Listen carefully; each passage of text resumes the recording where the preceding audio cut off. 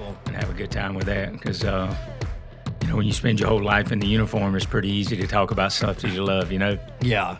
Because you got to love it if you're going to end up doing something for a lifetime. Oh, yeah. You don't stay around no more for little bonuses and, little positive attributes when you start looking at contracts and things of that nature. It ends up being the men you serve with and, the ability that you can impact lives and stuff, through that uniform. Yeah. So how old were you when you went in the very first time? So, man, I joined the military. I was 18. I had just graduated high school in 1990. I signed up late that summer when I found out I didn't have really the financial stability to offset because, college baseball, they only get about 11 full scholarships out of 25 to 30 on the roster. Mm-hmm. So I knew I was going to have to come up with some money, and I said, this is not going to be me. I want to do something and try to see if I can generate initially some kind of assistance to be able to go to college. So I joined at 18, and, I went down like literally for the Air Force. To be honest, because my dad was Air Force, and I went down there, done all the physicals and everything, and the recruiter's like, our computers are down. We can't get your job today. And I'm like, I'm ready to go, man. So I walk out of the hall, and I'm just like a little frustrated, and the Marine recruiter's like, what's going on? He spotted And I'm like, I wanted to like get on a contract. I'm ready to go. And they're like, come on in here. So before you know it, he talked to me, and then the next thing I know, I'm under a Marine contract. I'm heading down to Paris Island, and the only thing that come out that was not that I liked, I had to wait 6 months from that signing date before I could ship to boot camp. I was like, I thought I was ready to go like next month, So it ended up being about 6 months later, I went, stayed in the Marine Corps, for about a little over 4 years in my initial contract, got out of the Army, out of the Marine Corps, and loved my time while I was in. I got an opportunity to serve out in Okinawa, done an unaccompanied tour there, got some time to spend down at Schrig, down in Camp Lejeune, had a great time down there. They really set me up for success. The Marine Corps, by far have the most esprit de corps, have the most discipline, and they really uphold the standards, which really, when I made the transition after I completed my undergrad degree, it was unfortunate. It was prior to 9/11, and the Marine Corps was just not really highly motivated at the time to bring in a new officer like myself. They wanted me to come back in as an enlisted contract, and I still owed a little bit of money on my degree, and that's when I seeked out the Army, and the Army said, we'll take you in, tomorrow and put you in OCS and go ahead and rock and roll. So I spent the rest of my career, but I can tell you the foundation, just like we talk in human performance or any aspect, once you have a solid foundation, you really are, the sky's the limit, you know what I mean? Based on your God-given talents and gifts and attributes. And that's what the Marine Corps did for me. They really set me up for success because I was able then to go in the Army and be an infantry officer, able to go through a lot of their advanced schooling and be Ranger qualified and other things like that, from airborne, air assault, et cetera. And it really set the tone. And I'm going to be honest, none of those schools challenged me any more than what I learned in the Marine Corps from the beginning. Kind of a God deal, too, the way the Air Force computer went down at that moment. Oh, it was. It was. The good Lord stepped in, and because my direction would have been totally different. I would never probably have been in a combat arms position. For sure. Because the Air Force is very limited. Not saying you can't be a combat controller, or a PJ, or maybe, even a JTAC. But that was probably not my vision initially. My vision was to get a field that I enjoyed, allow me to get outside, allow me to stay physically fit and be around some kind of alpha people that like to kind of get after some things like I experienced through sports and stuff. And I think it would have been a little bit different because the Air Force is amazing, but they are more technically sound. They're people a lot smarter than I am, Yeah, it would have impacted your strength coaching career for sure, you would definitely think. Most definitely. It would have put me in a different position. You spend the rest of your career, in the Army, in the infantry community, and 9/11 kicks off, and I graduate OCS, and it's just right before that. It's about 3 weeks before 9/11 happens that I'm a second lieutenant in the Army, and I'd been in the military as a whole, close to 9 years at that point, and I was like, I thought I was going to see some time in combat and stuff, and I was having some of those dialogues, with the Lord, because I got saved in February of '99. And that's just a real quick story on that. You know, I was coaching baseball with coaching my son over at the YMCA, and a good friend was like, "Man, you're a pretty good guy."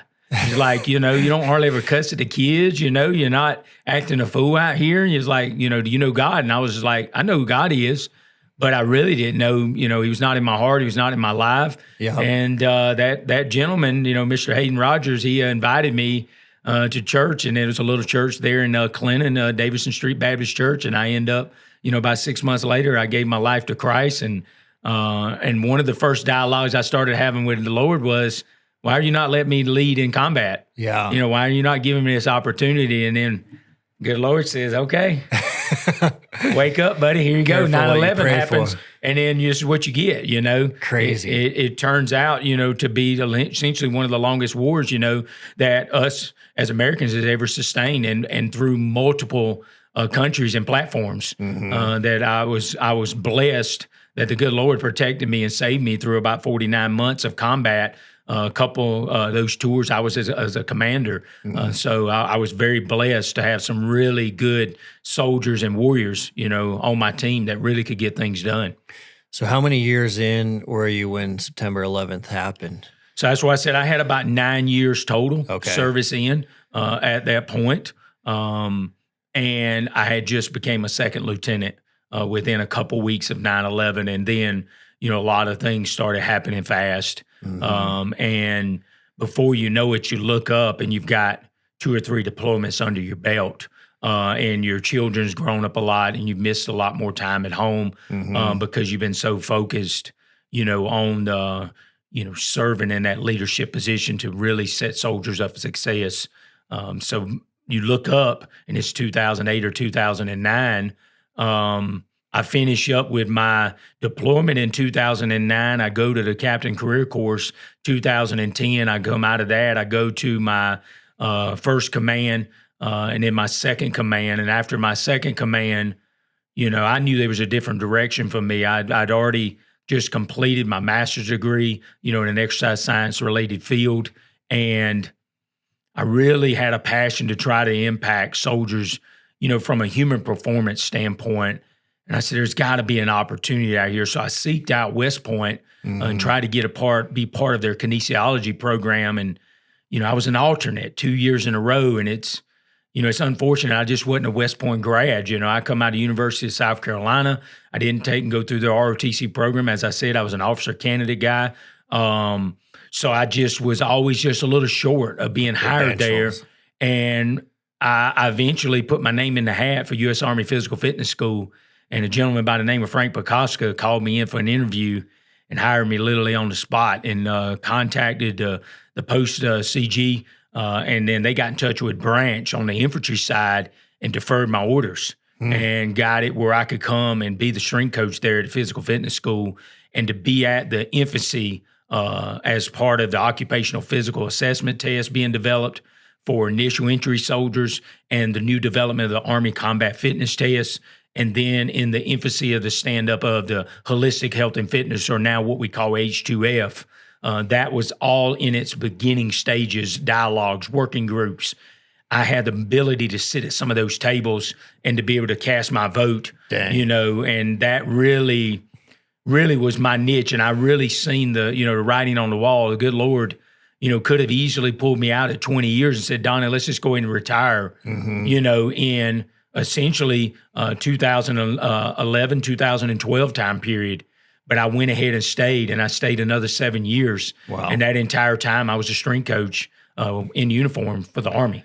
Especially those last 7 years, right? That was the heavy strength coaching side of your career. That's correct. I spent 2 years, a little over 2 years at U.S. Army Physical Fitness School, built a performance center there, and started to set the conditions for what it looks like, how we train our conventional soldiers. The Army's done a great job in the last 15 years to train our special ops. But I had a passion for our conventional soldiers to say that, why can't they get a piece of this? Why are we not setting them up, you know, not only physically, but why don't we have a sports psychologist on our team that can invest in these warriors? Because yes, they're not at the tip of the spear like our Delta operators, like our Green Berets and our Rangers, et cetera, but they are seeing people die, their brother die. They are seeing, people lose limbs. They are taking contact. Even though they might not sometimes initiate that contact, they're in the middle of contact. They're in war. And that causes a lot of stress. And I'm like, there's got to be a way we can apply these same principles to the conventional forces. And when you look at the big picture, Dustin, there's 3% of the military that's in the SOCOM community. The other 97% has been kind of like really left to the wayside. Like we really didn't have a solution for them. Crazy. Yeah. Yeah, and the consequences are so high, and just getting them stronger physically and mentally is a game changer. But it was a pretty big uphill battle of a fight for you, wasn't it? To change the culture? It was. It's still obviously not 100% changed, but the analogy I love to use is the elephant's actually moving now. And we all know if you've got an elephant that's sitting still, that's dug in the mud, you're not going to go up there and just push the elephant and make it leave that spot. Especially if it's a mom and it's protecting a baby or something like that. That's its home area. Yeah. It's not going to move. Yeah. And that's where we were, in 2012 through about 2018. It was a constant struggle. I was fortunate enough and blessed to be able to have some senior leadership at the highest level for the Army to have some buy-in. Guys like General Milley, that was the chief of staff, that got an opportunity to come down and spend some time with me at Fort Benning when I built the performance center there, and invest a little bit of time to say, Donnie, I want you to be my representative. I want you to go out and kind of essentially go and speak to some of these senior leaders on these different installations and show them what right looks like, and let them start to get ready and prepared as we move in this direction of a true human performance model that we all know has been in our collegiate, Olympic, and professional sports for years. We're going on close to 50 years now. Yeah. They've had that access for those athletes. Wild. How long did it take for like the ACFT to go from an idea to execution? So we initially started collecting data in 2012, 2013. We started building that dialogue so that we could prove the concept for combat readiness needs to have more fitness components.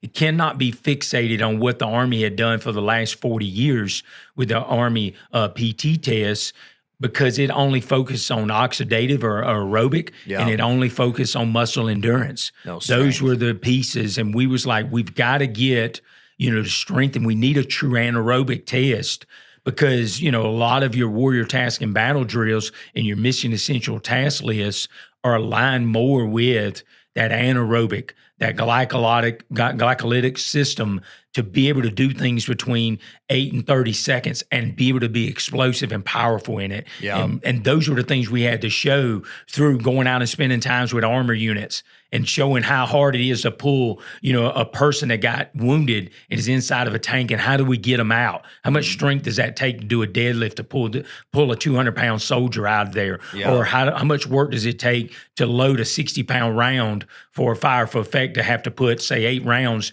down in the next 90 seconds? What kind of capacity does that take to do that? So we was able to do about 2.5 years of studies to capture all that data, so that then we could then justify where do we start to add in the actual test that's going to capture these areas that we identified in the data collection that are areas that soldiers not being successful at. Yeah. Yeah, and that started the formation of the ACFT concept, and then that concept took a long time to finally go through, and then it still was fought even a year or two after it went through, correct? That's correct. So you figure we ran, the ACFT initially started around 16 as part of a pilot with various variations on the test. Like, for example, some were just lifting their hand off a push-up. Some were extending their arm out on a push-up. We had different pilots doing different things, from planks to doing some of the tests that people had an injury with a profile. What does it look like if I've got to do this on a bike, or have to do this on a rower, or I've got to be in a pool? So we went and tested for the next 18 months or so And that's where we come up with some shortcomings, with some of the results to determine that, maybe certain events like the knee tuck might be too far to reach right now, for the whole Army. Because at the end of the day, we still got to fill, between 60 and 80,000 recruits annually. And if we can't fill those billets, we essentially have divisions that are below combat readiness strength. They're short. Yeah. Crazy. And so then after the country starts implementing the ACFT and a lot of Army members are going through that for the first time, were they happy or frustrated? What did they think? There was I would say it was a 50-50 kind of split. I would say most of your combat arms soldiers was excited to see, one, some variation, and two, to really capture some of the things that they thought was important for their ability to be successful in combat, that it was able to capture that. Because when you look at the doctrine, when you write and readjust the doctrine, it does not still change that the commander is ultimately responsible for the combat readiness of the unit that commander commands or she commands. Mm-hmm. And that gives the commander more tools when you test more fitness components.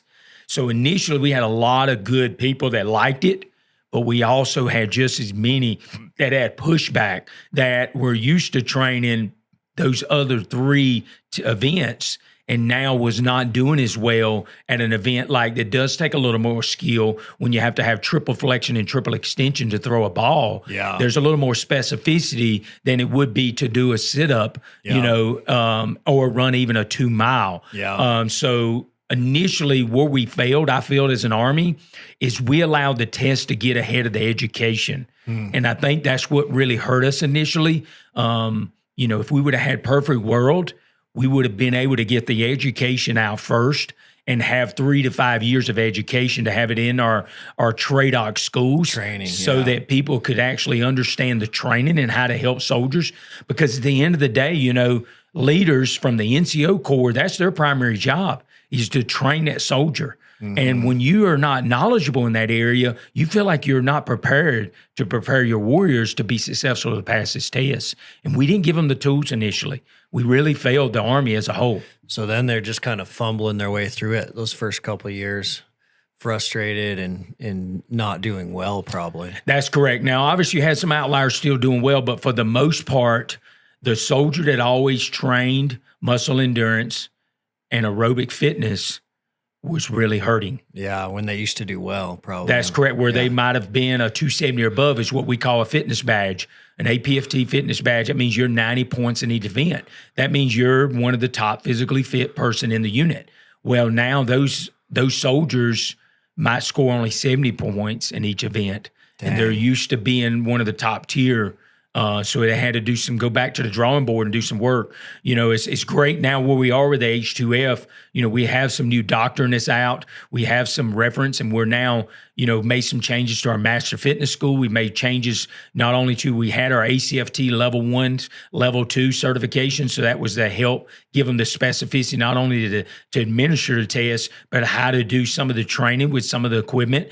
And now we're making some changes and strides with the H2F curriculum that's going to help invest that back into the professional staff that's been hired. So at the end of the day, it helps augment that. So again, it allows that NCO that maybe is a squad leader, is in charge of 11 to 12 soldiers, can truly train their soldiers properly how to do a deadlift, or truly train them properly how to pull a sled. Because we all know it's way different doing that than it would be just to fall out in formation and say left, right, kill. Yeah. There's a little bit of differences in that when you start looking at that. Dang.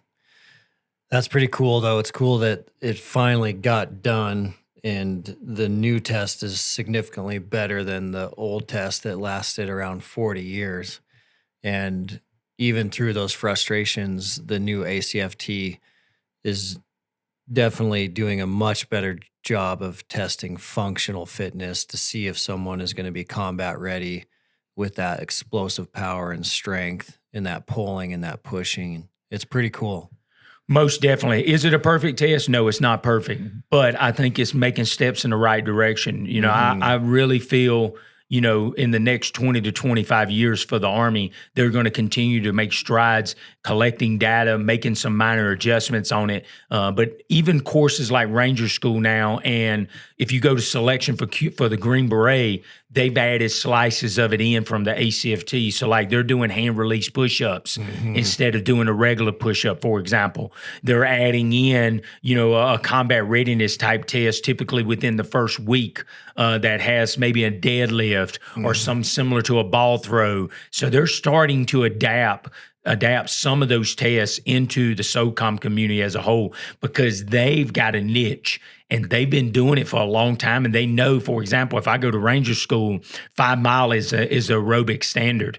If I can't meet that standard, then I'm not going to be a Ranger. And that's the same thing in these other communities. They're not going to make changes overnight, but they're suddenly starting to add some of the events in there to align where the big Army is. In the future, I think it's going to continue to progress as data collects, and we're going to be able to finite the test. Just like now, we've went from a knee tuck to a plank, and I get a lot of questions from a lot of different soldiers, a lot of different coaches across different units to say, why did we make the transition? I tell them it's just part of this change.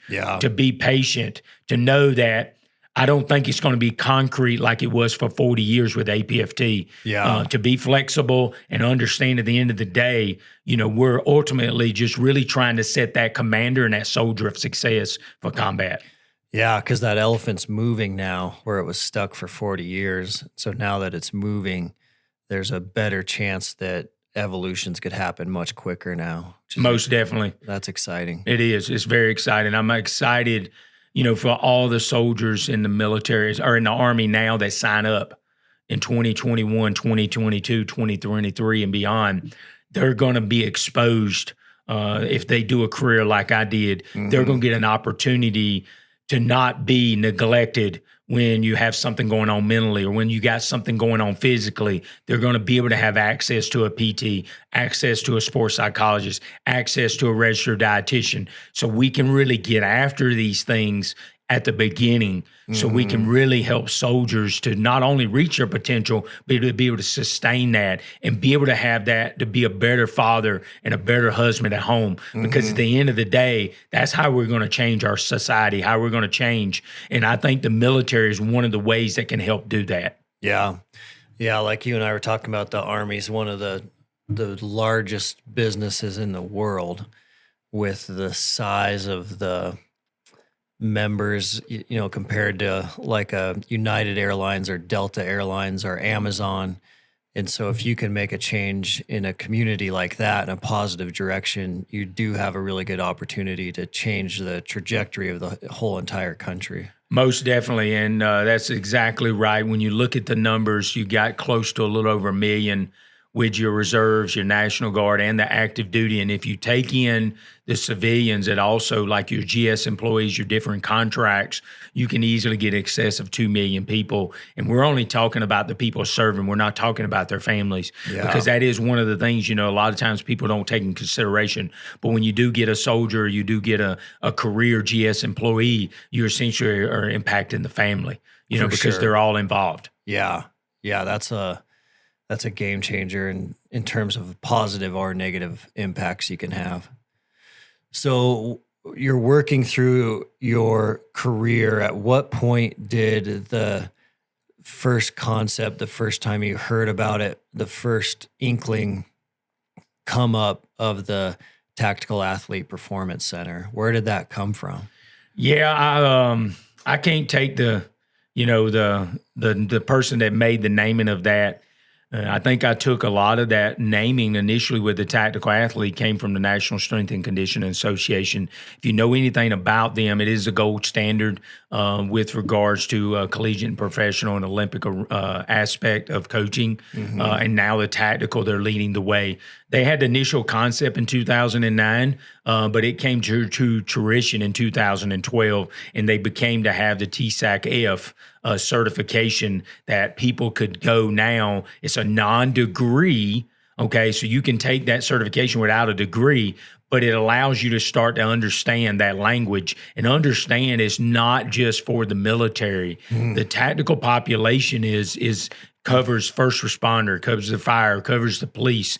It also covers your National Guard and Reserve that a lot of times they're still in these communities. And then it also covers your military. So I started hearing that kind of buzzword through the NSCA about the tactical athlete. And that's kind of where it started to drive me to build the first performance center at Fort Jackson. And I built that. That was a company level concept.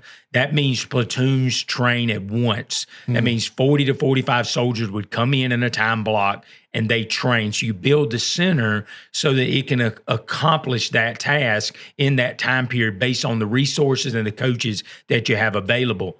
That's what I built in my initial tactical athletic performance center. Yeah. And then I took that concept and I graduated it to a battalion. So now I need a company that needs to come in at one time. So that's between 120 and 150 people at a time. And that's what we really broke the ice to really show the Army that this can be done, and can I say there was a playbook for it? No. I mean, I got an opportunity to go spend some time with the 49ers. I spent some time up at the Atlanta Falcons. I got an opportunity to go to a couple different Power 5 Division I schools and really see some of the football players training at once. But even in theirs, they floated between 60 and 90 athletes. Yeah. We never seen it at that high level. You're trying to double that. It was a different concept, but when you actually serve in that type of organization without a performance center your whole career, and I was blessed to be a private all the way through a major and hit almost every rank as enlisted all the way to E7. I didn't go E8, E9, and then I hit those ranks as an officer through a major. So I got to experience leading a lot of different aspects from a tactical standpoint. So I took that concept within the Performance Center and really took some of the other people on my staff as a team, and we really attacked this and tackled this to really help set the conditions to show the Army that this can be done. And it can be done in an organized manner by allowing every person within that room to still have their own individualized training prescription that aligns to what their overall goal is based on that mission essential task list and that commander's intent with their top 3 or 4 high physical demand requirements that they want them to have over a 12 or 16-week period. Wow.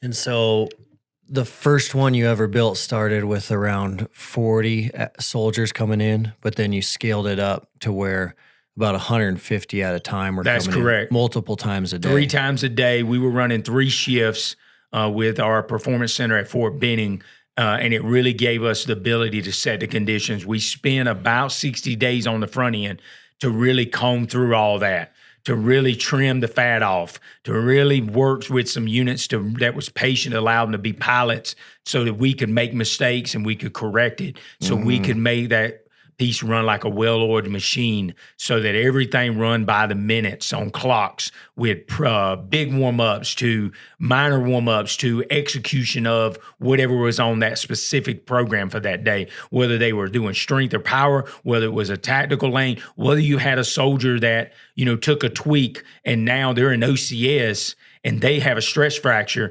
Based on that analysis, they're going to now do their squat, or maybe not do a squat, but do a modified belt squat instead of a barbell squat. So being able to modify that and being able to have touch points, we put PTs and ATs on the floor, not in a clinic where you go and check in like the Army does. The Army loves to do roll call. You do roll call, and then you have who's got an issue. You break those 10 or 12, 15 soldiers off, and then they don't even do the PT session, and they go over and just spend 10 to 15 minutes and are kind of labeled by the Army in the conventional side. Yep. And what we did is we put them all in the room. Put them on the floor. And put the PTs on the floor so they started building relationships so they felt comfortable to be able to tell them, yeah, my trap or my back hurts now. Yeah. And now we can make modifications on the program as we're executing it throughout the day. So we never allowed them not to be part of the team. So mentally, they always had that mental feedback and that confidence to know they're still a part of the team doing the same program. It's just a different modification of that. Man. Yes, then it's real time. It is, because you go to a traditional conventional force, if you're on a profile, 9 out of 10 units in the Army from 1995 until I stepped away in 2014 would take them out and tell them to go walk for a mile. It don't matter if it's your shoulders messed up. Jeez. You're out walking a mile for profile PT, and you're labeled now. Because your shoulder hurts. Yeah. Yeah. That's wild. Backing up for a second, how hard was it to convince the Army that you needed to build your first center? How did you get that done? Man, that's a great question, Dustin. It was not easy. It was essentially I had to be a salesman, and I had to be able to sell it to the highest level on the installation. So I was fortunate enough that once I got the center built on Fort Jackson, I had at least a baseline model. When I got that approved in 2015 to be built on Fort Jackson, Frank Pekoska had been there 21 years as the director of the physical fitness school. Great guy. He got out. He was a major in the Army. He got out early during Bill Clinton's administration, took the severance package, and he went and worked at the physical fitness school. He had a master's in kinesiology and everything. He tried from 1995 until I got it approved in 15. He tried almost every CG, every 3 years, he made a pitch to try to get them to build him a performance center. Crazy. And never happened. So it was a godsend. Yeah. I mean, I can't sit here and take the credit, but all I know is when I went and done the pitch for that CG, I had my ducks in a row, I had my passion in line, and I really put it all on the table, and I left nothing back. And at the end of the day, the general essentially approved the money for me to spend right at $600K on Fort Jackson to build that center. We got it built. We got it up and running. We started working through and establishing baseline standards that we wanted and expectations within there. And then I got called from Fort Benning by the commanding general, by name selected, to go to Fort Benning and write my own job description to be the chief of human performance, which they never had a position at Fort Benning to ever do that, or even in the Army. It's never existed. No. So I essentially wrote that, and then I was asked essentially to see what we can do. So I started out with the Army Wellness Center. It was already in place. It had, things like InBody. It had PTs. It had ATs. They did some advanced testing, VO2 max, and things like that. So I started messing with them, adding strength, baseline strength, and a rack in there, hired a strength coach in there, started to train people, and started getting a little bit of buy-in on the installation. And then eventually the commanding generals changed out. I got an opportunity to finally sit down with him after I got a couple 06s to support me, some full bird colonels. And when I sat down and got the pitch to him, to General Wesley, he gave me the approval. Dang. And he gave me his $1 million out of his budget, which they typically only get $1 million for every 2 years of excess surplus money. I got that whole budget, and I built that entire performance center, in Fort Benning. And then the year later, we were open up and we were ready to run. We were ready to execute. Man. So what year was that when the Benning one opened up? When it opened, it was in 18. Okay. In 2018. And I'd been there 2 years because I got there in 16. Dang. And obviously we didn't get approval until about late 16. So it was late 16 got approval, and it took us almost 11 months to get that center refurbished, made adjustments, and then get everything built and put in. Wow. And so the center's up and running in Benning, and you'd done a lot of experimentation and training at Jackson, and I'm assuming learned a lot. And both of those facilities, all the training you're doing at both centers with every soldier that you're training is always around skill requirements for the job. So you're reverse engineering the training that they're going to be doing based on them being very good soldiers. So it's not just a strength program. It's not just an endurance program. It is a program so that they can be the best at their job as Most possible. definitely. At the end of the day, when you really look at any warrior, they have to have 5 fitness components, and they need to be above baseline in all of them if they're going to be successful. They might be spiked a little bit better in other ones based on their genetic makeup, because we all have different aspects. But if they're not at least at baseline, they're going to be in a position at some point in their career that they're going to be more susceptible to an injury. They're not going to be able to sustain that stress, because at the end of the day, that's what a good strength coach does, is they induce stress. And can they manage that stress? And that obviously comes through your PTs, your recoveries, your mental, your cognitive piece, et cetera. But that's what we were trying to do. And how did we do that? We essentially would go out with different units, and whether they were doing CQB, close quarter battle, or whether they're actually doing an armor unit and they're conducting tank operations, or you go out to a mortar fire and you're working with mortarmen, or you're working with field artillery. You take their high physical demands, and I love to video them with a coaching app. And I use the huddle technique. I would video it. I would break down all the different movement patterns, and I would go back with my strength coaches at my center, and I would then say, what do we have on the floor that we can mirror this as close as possible in a controlled environment, that it's going to allow us to be able to see where they're coming up short, to not maybe recruit a glute or not recruit a lat, to be able to help stabilize that load, or be able to transfer that power, so that now we could put them in a controlled environment in a fixed location and tell them and put it on the whiteboard or put it on a grease board and say, today, you're going to actually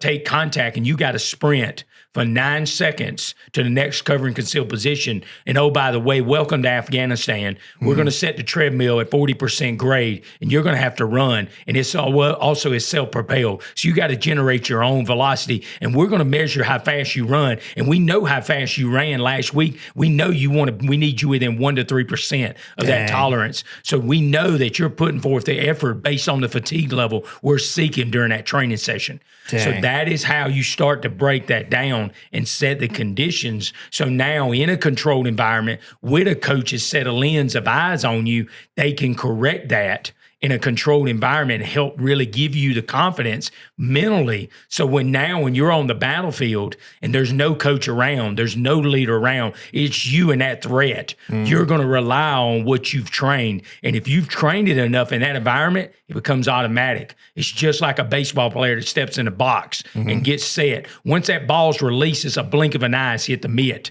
It's automatic. He does not have time to think and analyze when the ball's in flight how he's going to connect with that and just knock it over the fence. Muscle memory. It's got to be straight muscle memory. And that's what we would do inside the centers, especially on our tactical lanes. And we would add all our sports psychologists in those lanes, so we could add in the cognitive piece when the heart rate zone was in the tolerance that we wanted them to work in.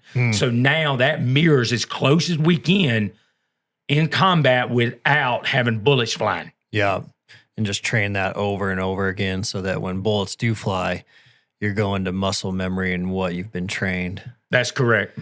And I'm assuming that is your philosophy the majority of the time for all athletes, regardless of what they're training for, is the concept of no matter what you're training for, whether it's hunting or powerlifting or skiing or MMA, that you can't just generally train, that you need to break down the skill requirements of the job. What does it take to be the best?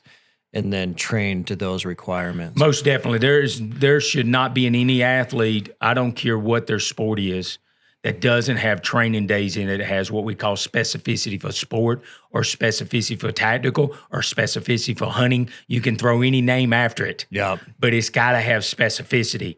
And if it doesn't mirror some of those movement patterns, you're not going to get the mental and the cognitive ability to allow you to be confident with that task, whatever it is. Prime example, we show up to a medic unit at Fort Benning. I spent time with the commander. I said, we're coming out to your next FTX, and we're going to video some of your top high physical demand requirements. And it might have been a simple CAS evac. It seems simple, but you now have a soldier that goes down.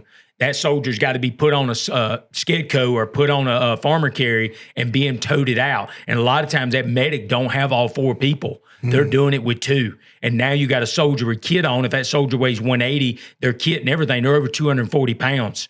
And you watch them do that, and you video some of that, and they're trying to move them for 50 yards. And then you see how weak and unstable, and not how their ability to accomplish that task is so hard. Yeah. Now you take that in and you break it down. Maybe it'd be something as a sandbag on the floor. That's my pickup. I got to learn to utilize my hips to meet the bag when I bring it up so I can generate power through my glutes and hamstring. So we would start them off with lighter bags, but we took that hospital unit and brought them in there. And then 16 weeks later, when they were back out running FTXs, they had less issues. They were accomplishing tasks a lot quicker. They were having more energy to be able to do another task. Yeah. So it starts to resonate that when you have specificity in there and you're able to mirror that in controlled environments, it's a game changer. For sure. It sets people up for success.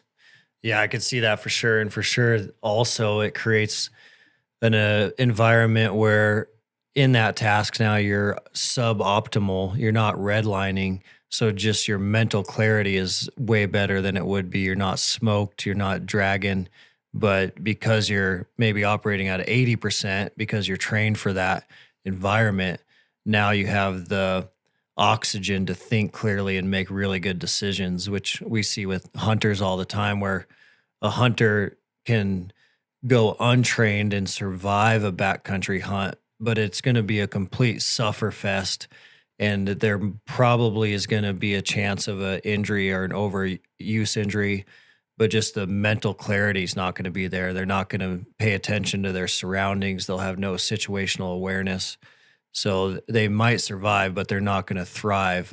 And they have they're assuming a lot of risk.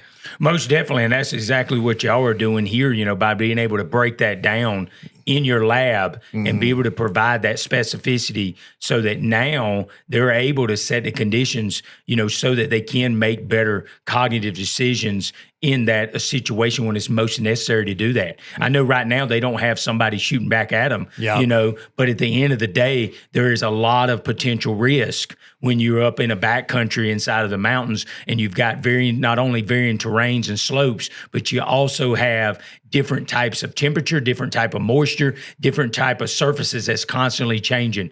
That right there in itself, if you're in a state where you don't really have that mental clarity, you're not even going to have the situational awareness to exactly know where your foot's being placed.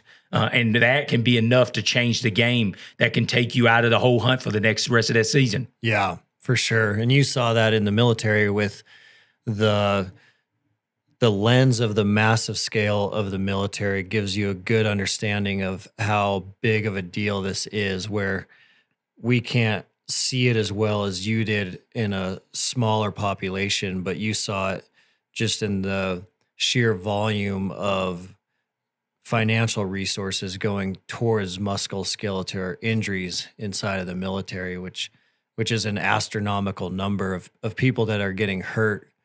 And sometimes those injuries affect their whole life and their whole career. No, you're exactly right. And I know we've talked loosely about that. You're looking at close to $4 billion annually in musculoskeletal injuries. And it's unfortunate, but over 70% of them are overuse injuries. So those could be prevented if we've got somebody that can help manage the specificity of training to say, why are we running another 5 miles tomorrow when maybe you ain't even recovered from the 6 mile foot march today? Maybe we need to do some other specificity to allow you to overcome that delayed onset muscle soreness and allow you to recover, because we all know if our fatigue level is above 80% for that bout of training, it can take up to 72 hours to fully recover from that event.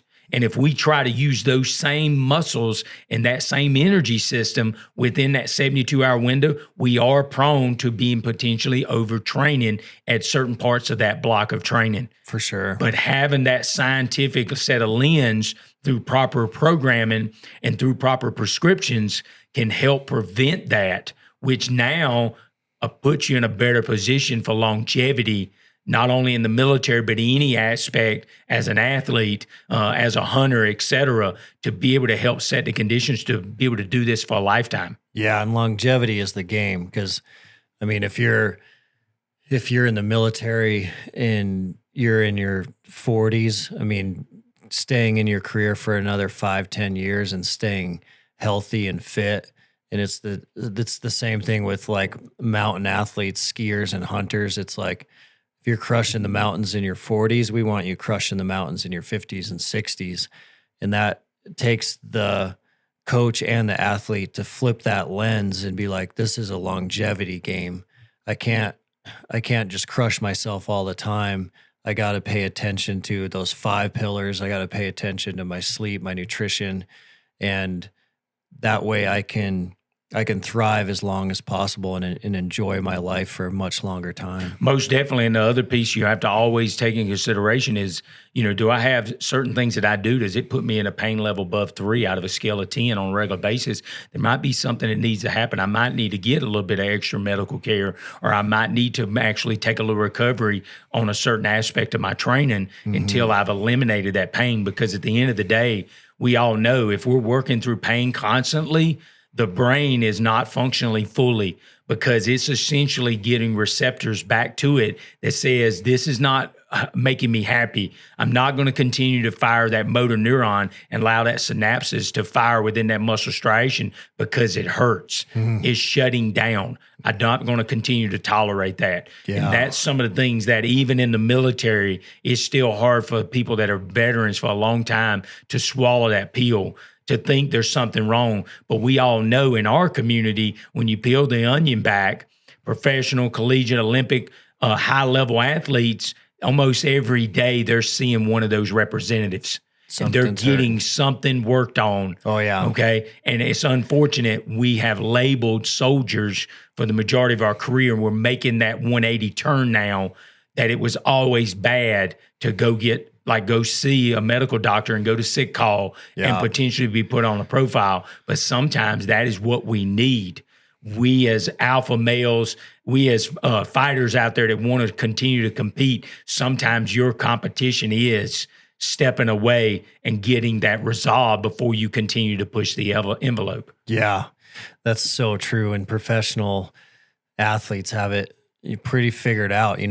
There's still room for improvement, but you'll watch them come in, train, plunge, sauna, massage, dry needle, foam roll. I mean, they're doing a lot of things to work on those nicks in their body instead of just pushing through them.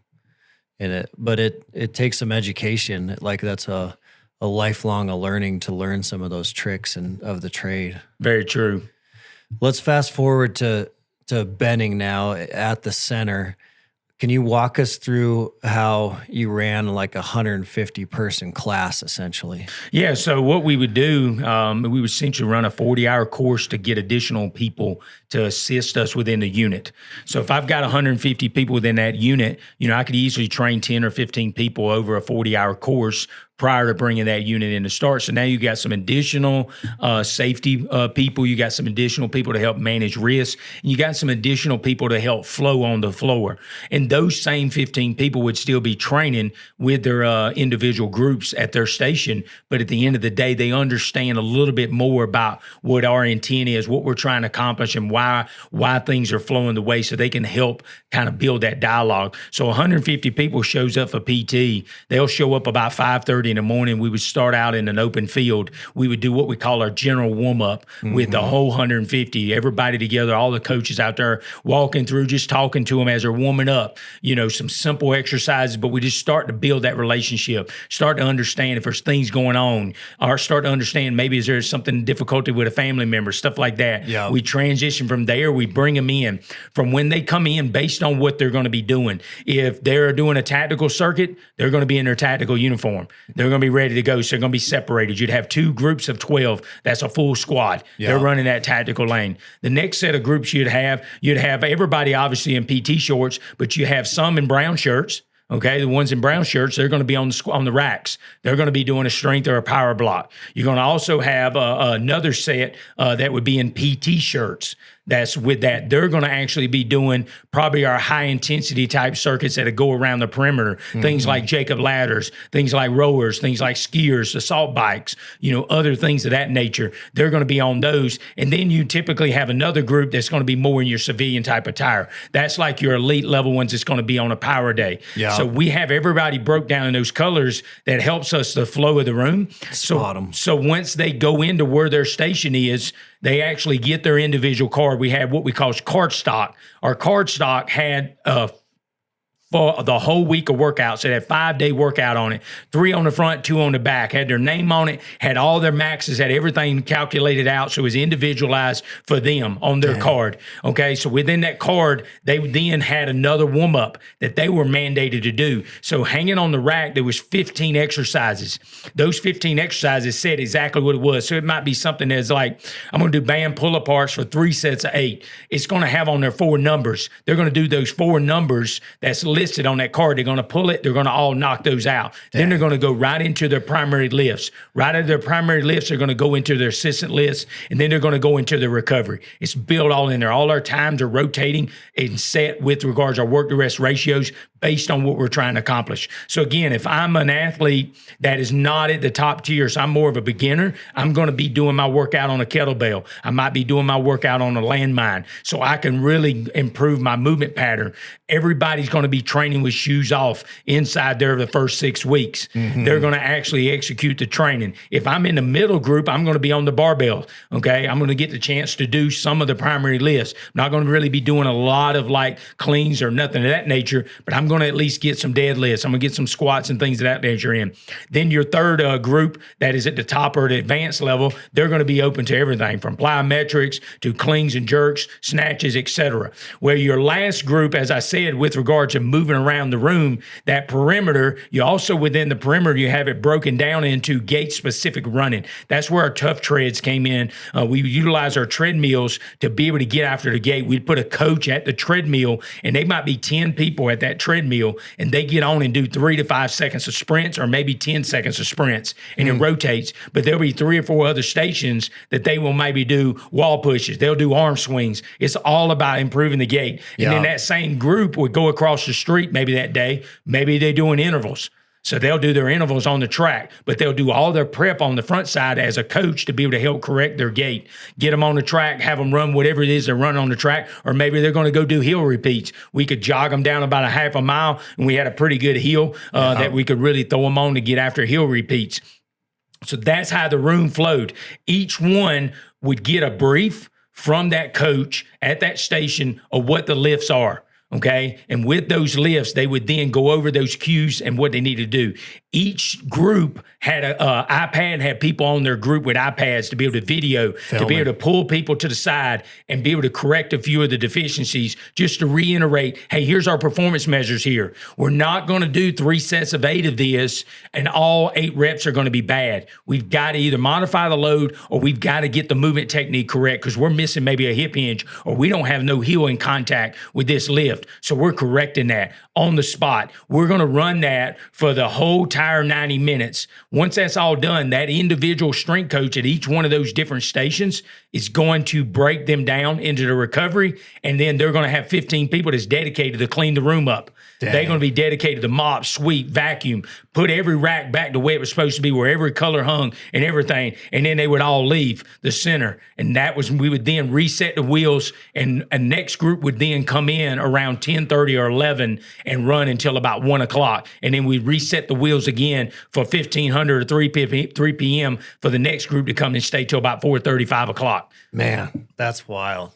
So about 400, 450 soldiers. So no, we was running close to 600 a day. Jeez. You know, so you'd run easily 3 to 4 of those blocks per day, anywhere from 120 to 150. And again, we could have OCS in the morning. That's the Officer Candidate School. Mm-hmm. We could have MCCC, our Captain Career Course could be in the afternoon. And then in the evening, we could have all our NCO course, like the NCOs that are going from E6 to E7 school. And they're all in their training. So we essentially focused on the TRADOC schools so we could train leaders on how training in a performance center and how to utilize a staff and really how to understand some of the basic science and answer the why questions. So when those commanders or those platoon sergeants went to their units, they knew what right looks like, and we was a resource for them to bounce back ideas and to send training plans and stuff like that so we could help continue to get back and educate them.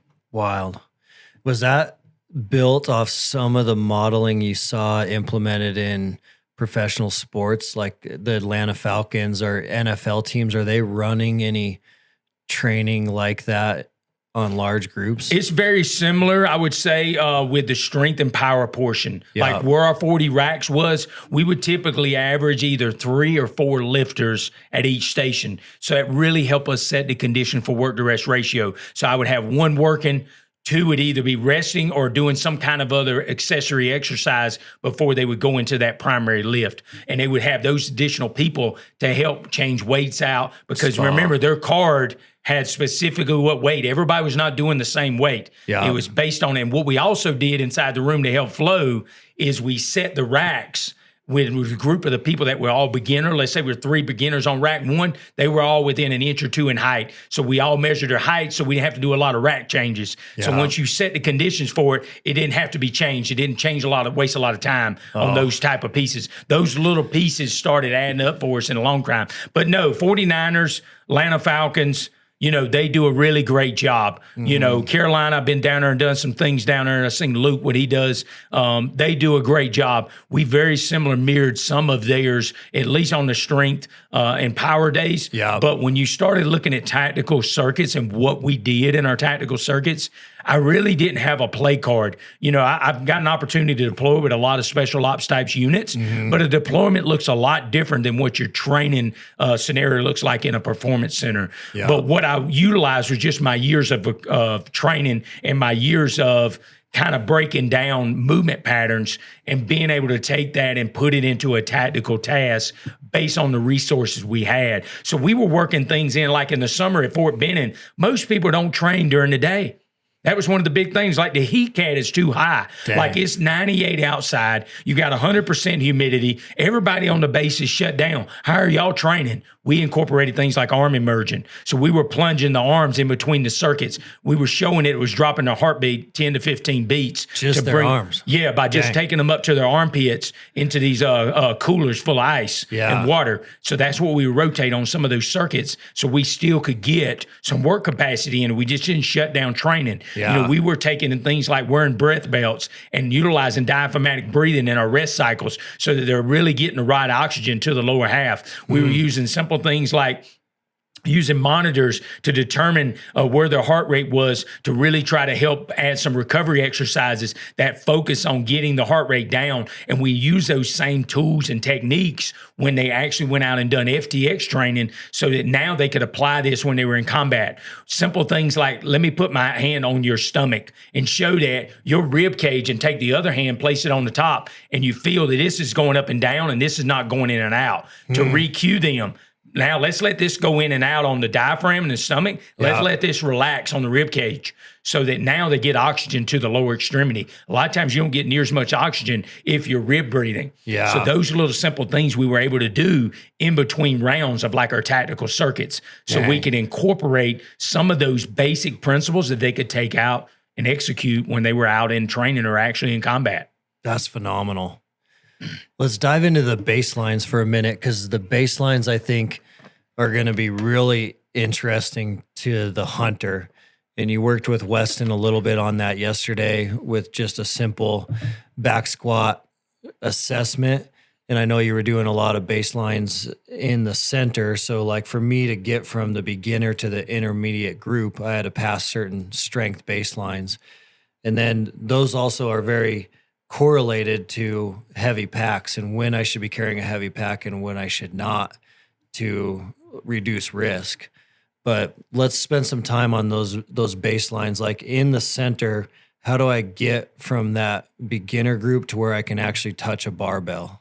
Yeah, so obviously if I'm going from a beginner and I've never really done much with a barbell, it's really simple to take a dumbbell or even a kettlebell if you have access, or a sandbag, or even a ruck that's got a little bit of weight in it. And I'm going to be in a front position, like almost in a front squat rack position. And I should be able to do 10 reps, you know, with a 50-pound kettlebell under control, and at least go to parallel. You know, optimal is going below parallel, but at the end of the day, we function as an athlete at parallel and above. We don't really do any tasks in any facets that we allow our hips to be below our knee line, you know, when we really look at that. So yeah, you would start off with something simple as 50 pounds and being able to do 10 reps. Under control without like losing your form and technique. If you can do that, I would say you're ready to go to the barbell. Once you go to the barbell, you want to be able to go to where you can do your body weight okay, for 10 reps under control. Same on a back thing. squat. On a back squat, simple high bar, or even a simple low bar squat, whatever your preference is. Yep. I recommend high bar because it does test the trunk a little bit more, but there's nothing wrong if the athlete wants to do a low bar. But 10 reps, body weight, that puts you at 1.5. If you can only do 5 reps, that means you're at 1.0. That means you need to stay below 30% of your body weight when you pack out. Mm-hmm. So if you weigh 200 pounds, that means you're not going to be able to carry 60 pounds or more. Safely. If you only can do 5 reps at your body weight. Mm-hmm. If you can do 10 reps at your body weight, you're at 1.5. That means you can carry greater than 30%. So you could probably carry between 60 and 75 pounds and be safe. If you start to say, oh, I'm going to be packing out, above 75 pounds, it's time to go back to the drawing board and let's put the bar back on our back. We should be able to add 50 pounds to that and be able to still do 10 reps. Now you're over 2 times your body weight. You pretty much can now carry 50% or more of your body weight at any given time. Obviously, based on the distance, there is an endurance factor that comes into play if you're carrying a load for 20, 30, and 40 kilometers. But to be able to have the structural strength to be able to sustain that stress on your axial load, that's where you want to be at. Yeah. You know what I mean? And if you're going to be packing out, carrying a lot of things in an axial position, like in a farmer's carry or things with a hinge, you need to look at the deadlift now. Mm-hmm. The deadlift is critical. Obviously, if you're not really play with a bar, get you a dumbbell, a couple dumbbells or a couple kettlebells or even a ruck and put some weight in each side. You should be able to do 50 pounds in each hands for 10 reps. Mm-hmm. If you can do that like in a conventional deadlift, you're at baseline to move to the barbell or move to a trap bar. Once you go to the bar, you need to be able to put your body weight on it and do it for 10 reps. If you can do that, you're now back at that 30% load again. Yeah. Okay. You can pick up loads in your hands and be able to move them under a good movement form and good hinge pattern. You're going to be off the ground. You're going to be safe. If you really want to start to carry loads greater than 30%, which most people do, when you start really peeling the onion back, even as a hunter, and start looking at it, hey, I'm picking up something that might be 70 or 80 pounds. I might only be moving at 50 yards. But can I handle that stress of that structural load from a hip hinge, from a brace position, and from ability to recruit my glutes and hamstring to protect my knees? So now you add 50 pounds to the bar on top of your body weight and do 10 reps. Now you're over 2 times your body weight. You now can carry loads up to about 50% of your body weight for distances and should be pretty safe for the most part. Those are the 2 main strength tests that I think all hunters should be doing to know if they're at least at baseline strength to accomplish the endurance task. Because we all know as a hunter, that's what you've got to do at the end of the day. There's going to be an endurance piece to it. Yeah. But if I don't have the baseline strength, what that means, not only am I prone to an injury, but I'm also prone to expending twice the amount of energy to accomplish the task, which now if I haven't really prepared and calculated the caloric burn, I'm going to be at a state where now mentally I can't operate because the science have proven that you've got to keep 30 to 40 grams of glucose available for the brain to be able to cognitively complete the task. And if you're expended where it can't get glucose in the bloodstream, you're now in a position where you lose that mental and cognitive ability because it don't have fuel. Yeah, that's where that brain fog sets in and some bad decisions are made. And it happens at a higher rate when you are missing baseline strength. The energy expenditure is almost 2/3 to 3 times faster when you're missing it. I think that's critical for hunters and all athletes to know, because what you'll see is you'll see a dedicated mountain hunter that's been successful for a couple of years. They've never touched a barbell in their life, and they've packed out a few elk, and they've packed out 100-pound packs, and so they'll have thoughts like that. I don't need to strength train, and I think it's important for them to know that they did do that and they did survive. But the amount of risk they're assuming is significant. So not only are they're risking a lot of ligament injuries and injuries that could change the trajectory of their next 20 years, but they're also assuming a lot of risk, especially with that brain fog in terms of like safety in life-threatening situations. So they might be able to get it done. And you probably saw this in the military too. Most definitely. They're going to get the job done, but they're not getting it done in a safe manner. That is the other big piece why when you go back to when I talked about the musculoskeletal injuries such at a high cost right now, and that the overuse injuries are such a high percentage of those. And it's because when I've tested so many soldiers across different branches and different skill sets, usually 70 to 75% of them do not meet baseline strength. And the Army requires them to carry more than 30% of their body weight almost every task. So the body is already in an atrophy. The body is already fighting within itself to endure that stress.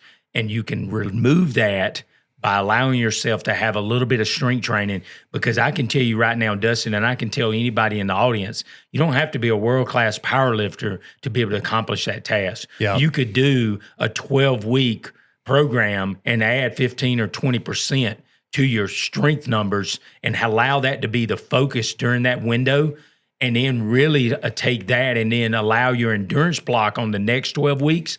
Now your strength is only in maintenance and you won't lose it. Yeah. You can't completely not do those exercises, but we're not saying you have to now do it at that state. Yeah. You do it more maintenance. So maintenance means I'm only do it once or twice a week at a lower volume so that I don't lose what I've worked those 12 weeks to gain. I think that's important to note, because it should not be intimidating for people to hit those baseline numbers, because with the right program and mentors and advice and coaching, for them to get to a 1.5x back squat and deadlift is not going to be a problem. They'll be able to do that. And then that'll set them up for a lifetime of success in a lot of other areas. Not only will they feel better, but they'll be much safer, but it applies to everything else they're doing too. It applies to their work life, their family life, their sports, their hobbies. It's just going to help all the way around. Most definitely. And that was one of the biggest things, we did with all of our pilots and our data collection, especially through those tactical athletic performance centers after they run 8, 12, and 16-week type blocks. We were seeing 30 and 40% increase in baseline numbers. And most of them were losing the areas that they felt pain in, because not only they still maintained their endurance numbers, but they at least allowed some balance in the body. And that's what we're trying to do, by adding in some of those baseline assessments, because it's the same baseline if I was to go do an endurance test for an athlete. Yeah. They should be able to have a pretty good tempo. If they're doing a run, they should be around a 180 foot strikes in a minute.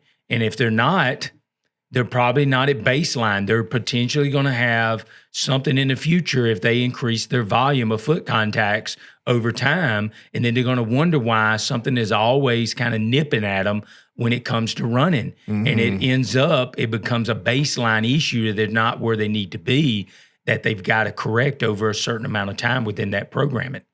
How does someone assess their foot strikes on their own? Yeah, so it's real simple. They can do it on a treadmill. They can do it on a track. They can do it on their own, just running down the road. They just do a 1 minute.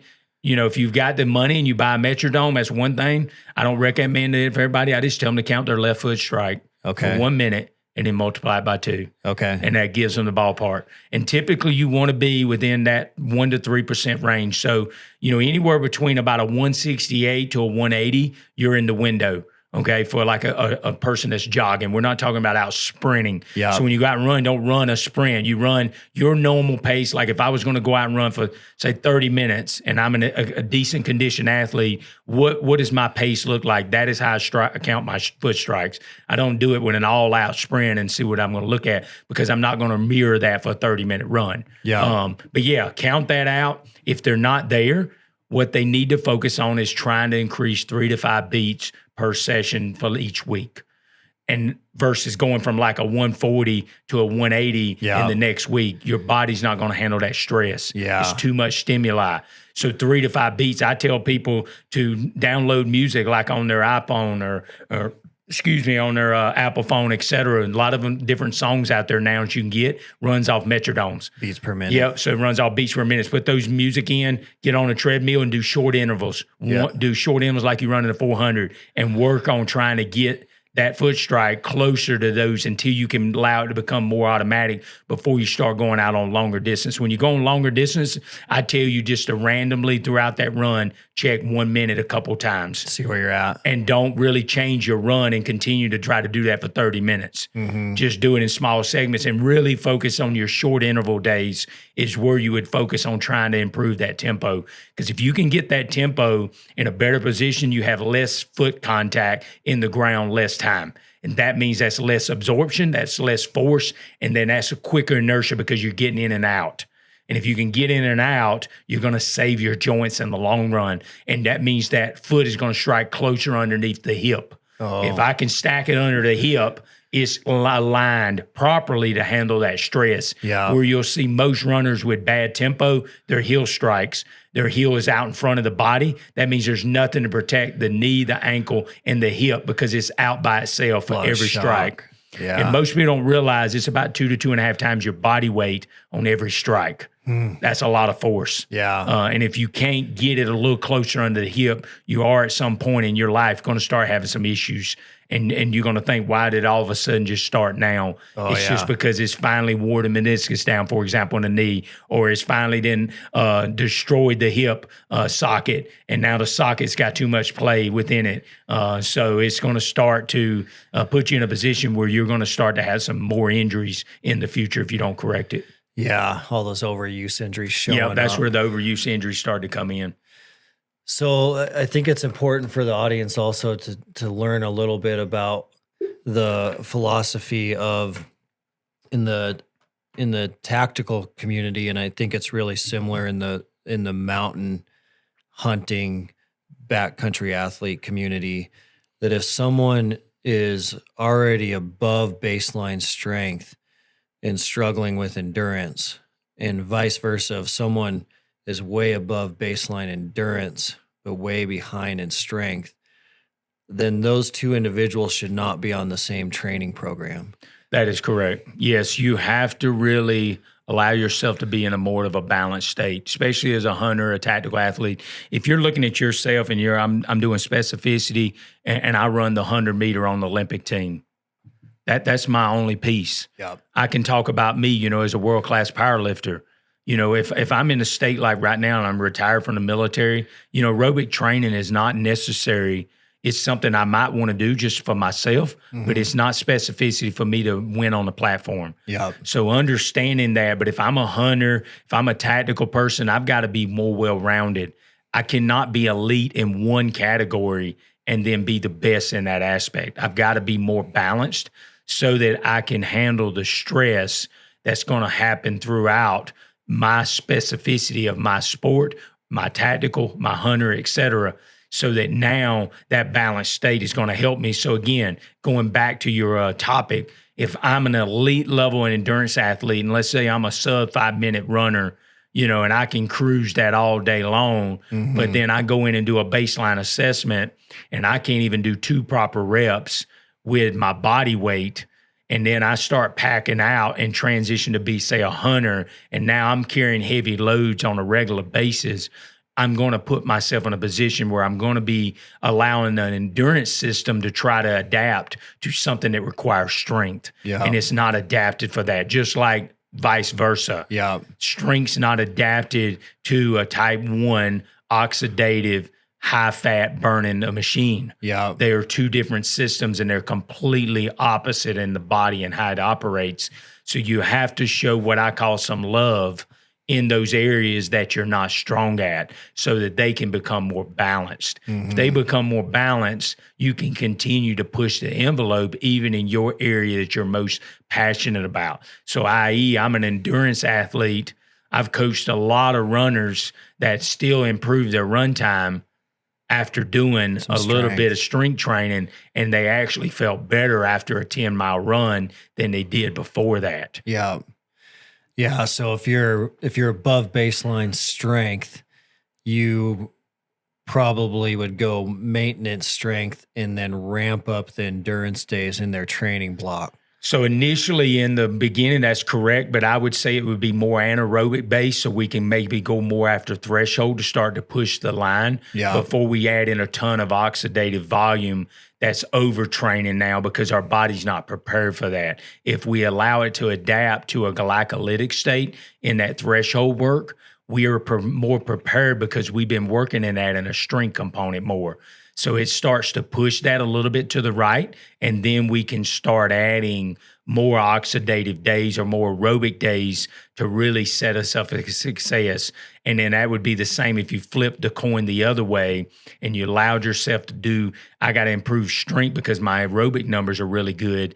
To be able to do the fence line stuff might be, I'm going to do some circuits with some weight that requires me to work a little bit more than stressing my heart. Yeah. Because if it's more of a heart and lung capacity, mine's probably going to be off the roof and it's not going to impact me. Prime example, if I go in and I'm a very good endurance athlete and you tell me to do, for example, kettlebell swings, but the weight is so light I can do 50 reps and talk to you, it's an endurance-based exercise.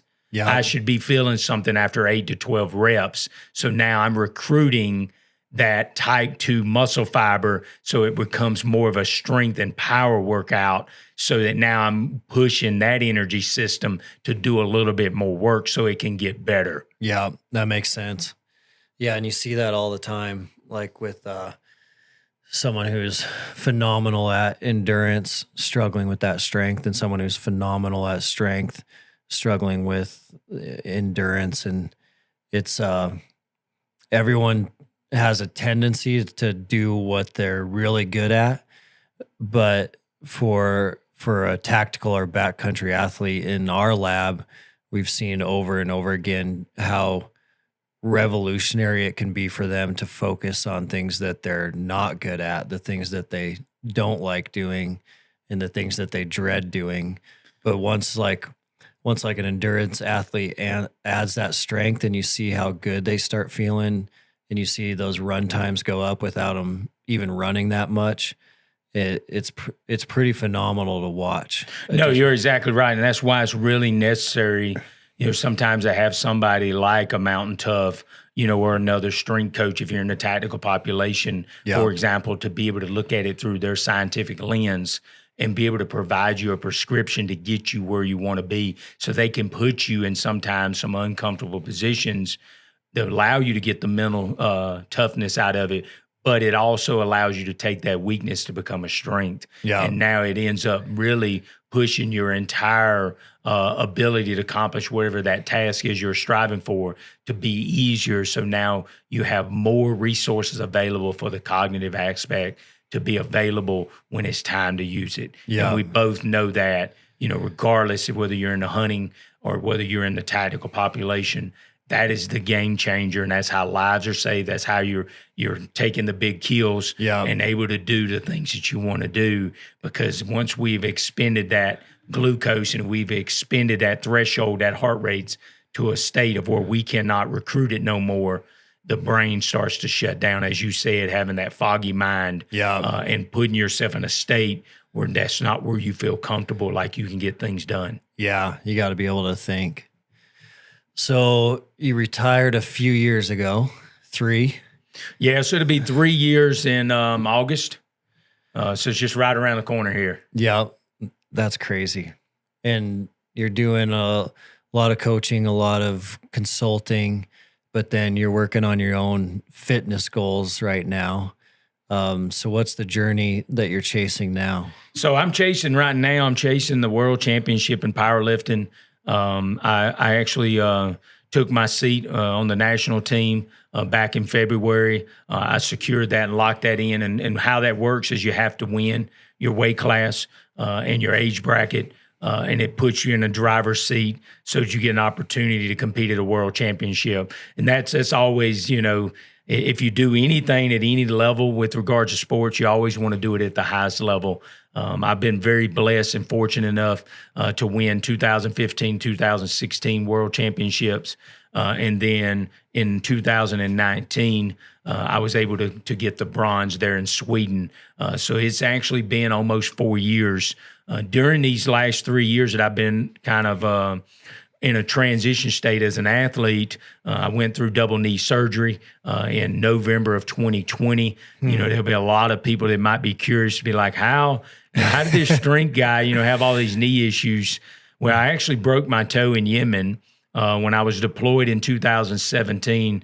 It was unfortunate. I didn't have some steel toes on, and I dropped something on my toe that was pretty heavy, and it was my left big toe, and I broke it. There was really no medical care, you know, for the next 45 days. So I had to modify my gait and really turn my foot out because I didn't want no weight on that toe because it bothered me so much. And obviously I was moving with my kit and different equipment and stuff like that. And had essentially started causing a tendinopathy on the patella tendon because the patella was tracking offline. And that ultimately put me in a position when I was a strength coach demonstrating a few years later some hurdle jumps and how to be explosive. The right knee said, I'm done. You have leaned on me hard enough these last 3 years because you haven't done nothing to fix it. So that's when I had an ACL, MCL, and meniscus tear on the right leg. And then 3 months later, I went under the knife, and I actually finally found a good orthopedic surgeon that really works for the University of South Carolina, does a lot of their athletes, especially their football players, and he did both of my knees. So it's been a great time to return, and I really feel like, you know, the way my numbers has been going over the last about 6 months, that I am probably going to hit the highest numbers I've ever hit as an athlete in my life, and I will be 51 at the same body weight. So I'm really excited to kind of see where the numbers are going to be, come October out in Mongolia. Crazy.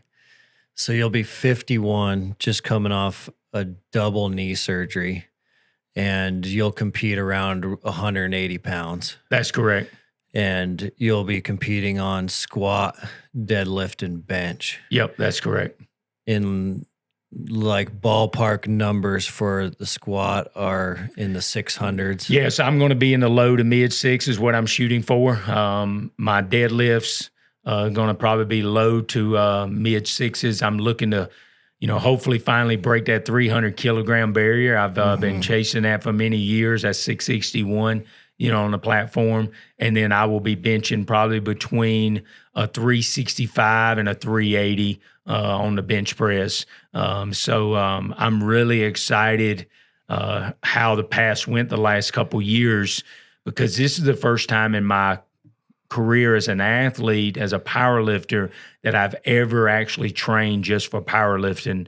The rest of my career and any of those other championships in 15 and 16, you know, I was still a uniformed soldier. I was still doing the requirements of the Army, you know, whether it was a 12-mile foot march, whether it was a PT test, whether it was deployments. And I was the only athlete at the time on Team USA that was serving on active duty. Everybody else, that's what they did. You know, they either owned gyms or they trained at other gyms. They were just strength athletes. So I was blessed to be able to still be a pretty good athlete in those other attributes, to be still one of the top in the world in the strength aspect. So prime example, you know, Dustin, I would squat. I squatted 596 in Finland in 2015 in the summer, and less than 6 weeks later, you know, I ran a sub 1330 2-mile run. Dang. You know, so people would say, how do you do that? And it's about specificity, but with interval training, because it was only a 2-mile event. If it would have been a 10-mile run, I would have had to train totally different. It would have impacted me a lot more. For sure. But I was still able to maintain some pretty good PT numbers for the Army while still being kind of a strength athlete to a certain extent. That is cool. Yeah. That is awesome. And so this upcoming year, are you with Team USA, or how does that work? So what ended up happening this year, you know, I was with Team USA in 15, 16, and 19. But they've been a lot of trouble, a lot of issues going down for the World Games. And USAPL had always had a team, and they were always part of the International Powerlifting Federation and part of the IOC, which aligns with Olympic Committee. But they got in some issues. They didn't find some mutual ground, and the USAPL actually stepped away from the IPF during COVID. And I was not really 100%. It was a lot to do with the water rules with regards to the drug testing. And USAPL stepped away. So this is the first year I actually went down to the Virgin Islands, and I'm going to be representing the U.S. Virgin Island team because this year the USAPL did not put a team together for Team USA to go compete at the World Championship. Dang. That's pretty wild. Yeah, it's pretty wild. So it's a different experience. I was fortunate enough I had some people in the community that recommended to me last year around August timeframe. I was seeking out wanting to compete and try to compete the next year. And when I reached out to a lot of the people that I've actually competed with before, that's when they let me know that they're going with the Virgin Islands. And like, you need to, if you want to go, that's where the route you're going to have to go. So Kim Walford runs that organization pretty much down at the Virgin Islands. She's a 11-time world champion, and from a female standpoint, great lady. So she was allowed me to come down and compete. Obviously, I had to win my weight class, but I was able to go down and now I'll be competing. This is the first time ever I'll be wearing U.S. Virgin Islands, singlets and stuff like that, and competing with them. But it's a great group of lifters that I know a lot of them. Yeah. They'd accepted me like I was part of the team the whole time. So it's just going to be a very joyful time, an opportunity to compete again at the highest level. And I'm excited to be able to represent the Virgin Island team there in Mongolia, in October. That's crazy. That's awesome. And you're training at home now, doing all this programming on your own, home gym, have a rack at the house. You're doing your cold plunge right after the workout. What do you think has allowed you to carry this fire and passion like into being 50 and just keeping that fire? I think a lot of it goes back to, what our core beliefs are. I got saved, like I said, back in 1999, and obviously it put me on a different path because I understood now that a lot of this stuff I thought I was doing, I really wasn't doing. It was, God was really opening up some doors to give me an opportunity. But I think really the other big piece is the education. I got my undergrad, my master's degree, and I've taken now 19 hours towards my Ph.D. in the exercise science arena. I'm just really passionate about learning. I'm always reading. I'm always seeking out, listening to podcasts, and trying to find, other people that are expert in this field. Yeah. Because at the end of the day, there's a lot we still don't know. Mm-hmm. You go back and look at the basic textbook in an exercise science class, and it tells you muscle striation theory. Still a theory. So when the Z pattern moves within the actin and myosin, and the Golgi tendon apparatus causes that ability to do that within the mitochondria, releasing the fuel for that source, it's still a theory. Crazy. And we're in 2023. They still don't have, they've done biopsies and things of that nature.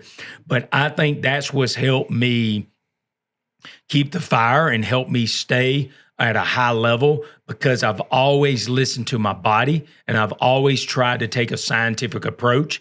And I stepped away a lot of times and ate humble pie, just like coming here this week. Mm-hmm. Y'all sliced me off. I'm not a humble pie. I don't eat pie. I'm a cake guy. If I get a slice, I like cake. But I've got to eat a couple slices of humble pie to really enlighten me again, to show me that, hey, Donnie, you haven't been really training much in an anaerobic and aerobic state in the past. Yeah. These past 3 or 4 years. Yeah. And it's really showing that you are not able to operate in zone 4 continuously. Yeah. Because you've trained your body to operate more in zone 1 and 2, and to really use the phosphagen energy system, that 0 to 8 second.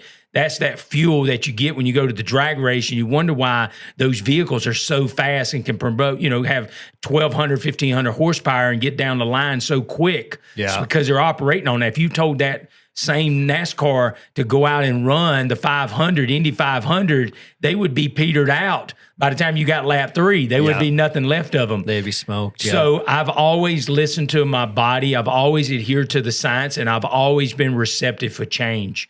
If you go back and look at some of the programming, when I first learned in powerlifting in 1992 in Okinawa, Japan, I got an opportunity to work with a guy named Sly Anderson that was a 10-time world champion in powerlifting and in bodybuilding, just a monster of a man.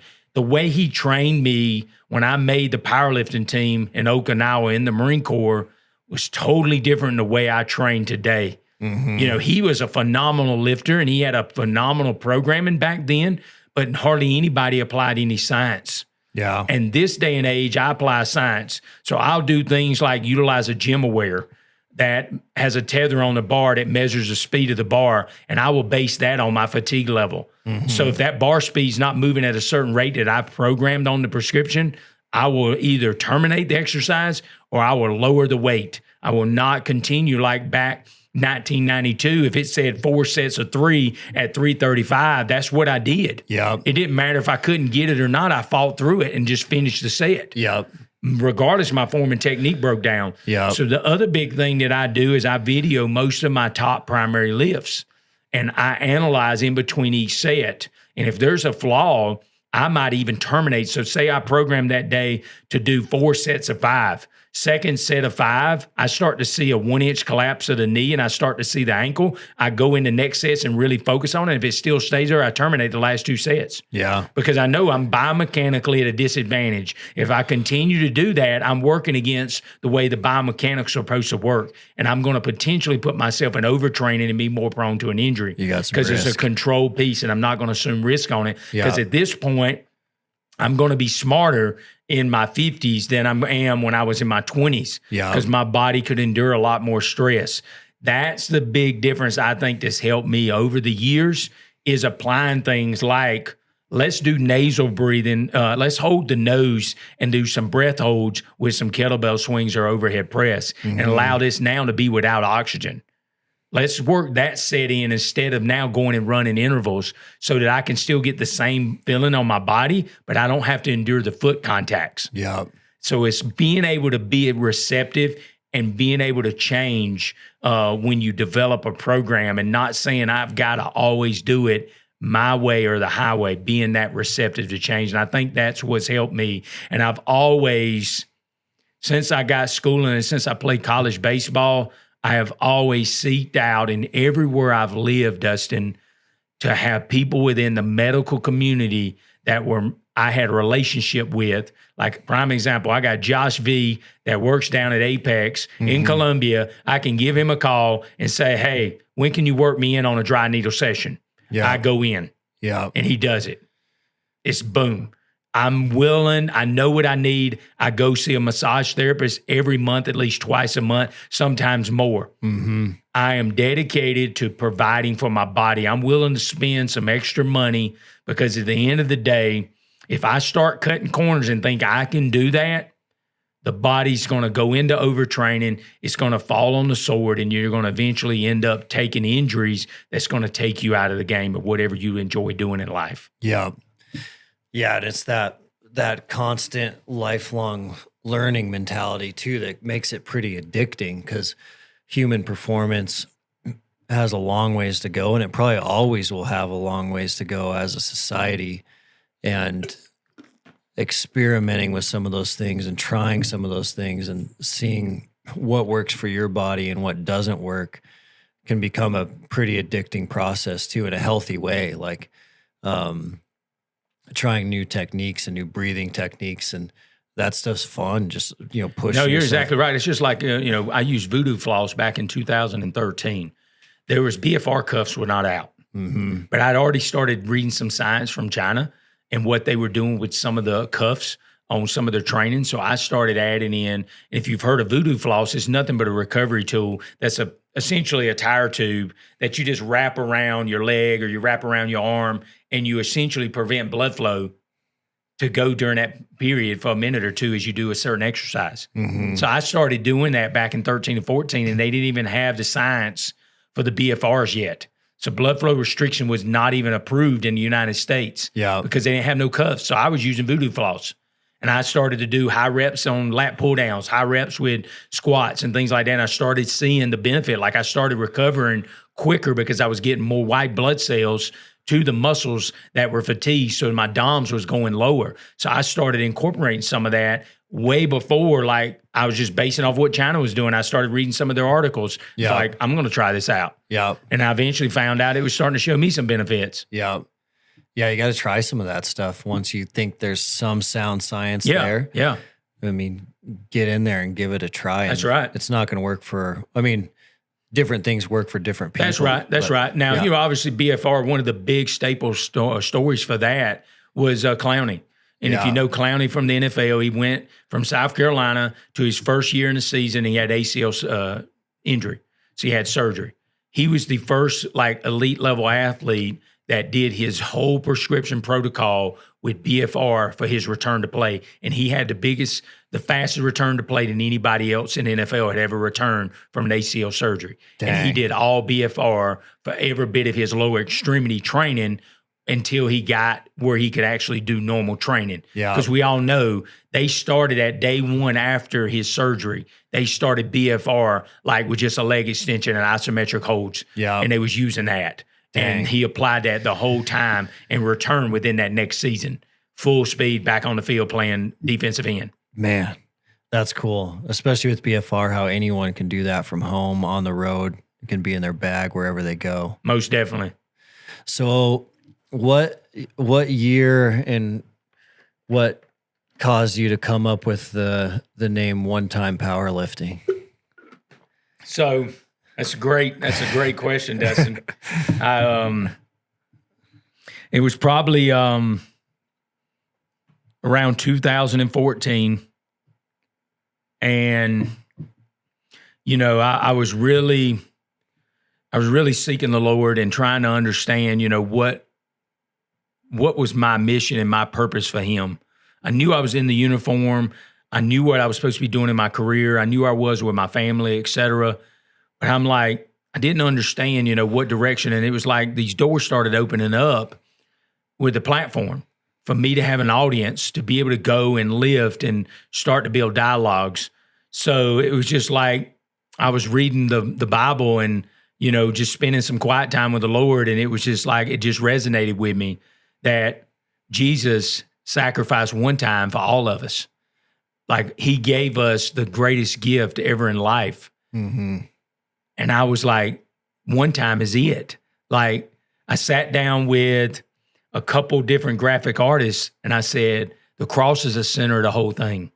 And I want it red. And the reason I added powerlifting, the only reason powerlifting went into it when you look at my logo is because I was using that as my platform. Yeah. But ever since I've continued to grow One Time Powerlifting and continue to reach out, I've now, serviced across all different fields. And it's not just powerlifting, but that platform that God opened up to allow me to be able to do that. You would not believe how many times I was in a foreign country at a world level competition and I get a question to say, what is one time? Yeah. And I'm able, opens that door. And I'm able to start to share scripture with them and be able to show them and explain to them what Jesus Christ means to me. That's where One Time resonated and come from there and started there. Because everybody always thought it meant you're lifting the weight one time. Yeah. And especially in powerlifting. It is. Yeah. So it was ironic because that never crossed my mind about doing one lift. Prime example, when I won nationals in 2016, I remember on primetime session, which is they take the top 12 lifters in each weight class and they put them in the primetime session out of 3,000 lifters. So you're in the prime session and the announcer was he always, here comes one time. You always was one time and everything. And then I made my the last lift and I won the championship there for the nationals. And he's it's not one time, Bigham. It is 9 times because I did 9 lifts, that day. And he was teasing me, that day. Yeah. But that is ultimately what one time means to me. Yeah. It is, can I be an instrument for God? And can I do that one time for somebody else? So every time I go somewhere, that's essentially what I do. I usually try to hand out shirts. I usually try to open up dialogues. Yeah. And it's really given me a lot of opportunities to speak at a lot of different churches, a lot of different ministries, for men's ministries and things of that nature, to be able to not only tell my story, but to also have another platform to talk about what God's done in my life. That's amazing. Yeah. And you do a lot of times you do a little prayer right before you lift too, don't you? Yeah, so there's always a prayer before I lift, and what I essentially say is, this weight is yours. I'm your instrument. I just want to be your vessel. And I always give him the weight. And I have moved more weight than I've ever done in training at any one of these platforms. Like when I broke 601, I'd never done anything in training over like 585 when I hit 601 that meet. Crazy. So I know it's a good Lord that has given me, you know, that extra power to be able to accomplish feats that I thought I couldn't do. You know what I mean? Yeah. Yeah. That is my signature, to be able to walk out, put one finger in the air, I say a prayer, and then I yell out one time, you know? Yeah. And it's, when you do it at a high level for a while, and I've been doing it now for almost 10 years, it really blesses my heart when I go to like a strength event and somebody out of nowhere that I've never met, they want to get a photograph or they want to talk to me about just what one time is, because they really never sometimes understand. Yeah. If you read any of my pages or anything, it always talks about, you know, what it is, but a lot of people just don't, you know, really read kind of a mission statement or whatever like that on it, you know? Man. Yeah, what a great way to like shine that light. It is. And just open up all those conversations. It is. That's the main thing I like about it, is to be able to have some conversations. And you know as well as I do, you know, God works in every platform. And I got an opportunity a couple years ago to compete at the Olympic level for the Nationals out in Salt Lake City, and had a great time. Missed the platform by 3 kilos, but I'm out there at one time having dialogues, just you know, trying to root some other people on it. Maybe I just met, you know, especially in that sport, because I'm kind of new in Olympic lifting. Hopefully I'm going to get some more of those meets in the future, you know, with Olympic lifting. Dang.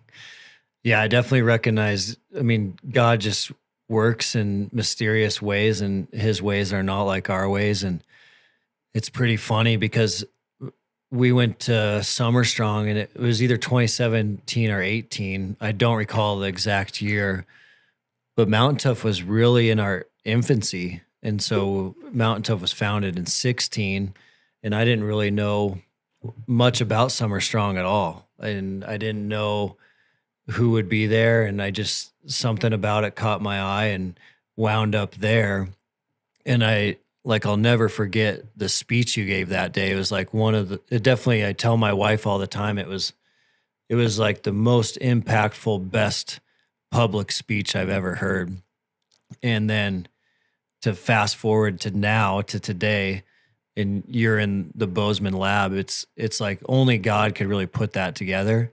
I don't even really know how it worked, but it did. And it's just really cool that you came out to Montana. It's amazing. Hey man, that's thank you so much. It's really humbling, you know, for you to say that, because I know you've had an opportunity to be, you know, with some great people in your life. Really humbled me the other night, you know, at dinner, and you talked about your trip out to, you and your wife out to Uganda, and how y'all gave up everything and spent a year there. You know, it truly shows me that you've got a man that's got a heart that somebody I would want to follow and serve with, you know, because it's unfortunate this day and age, we just don't have a lot of men, you know, that are willing to sacrifice all, you know, for another cause greater than themselves. And that means a lot. And I'm blessed to be out here at Mountain Tough, and I look forward to more opportunities to get out here and spend with each and every one of you, everyone on your team. They're great Americans. I mean, it's just phenomenal experience, you know. And if you're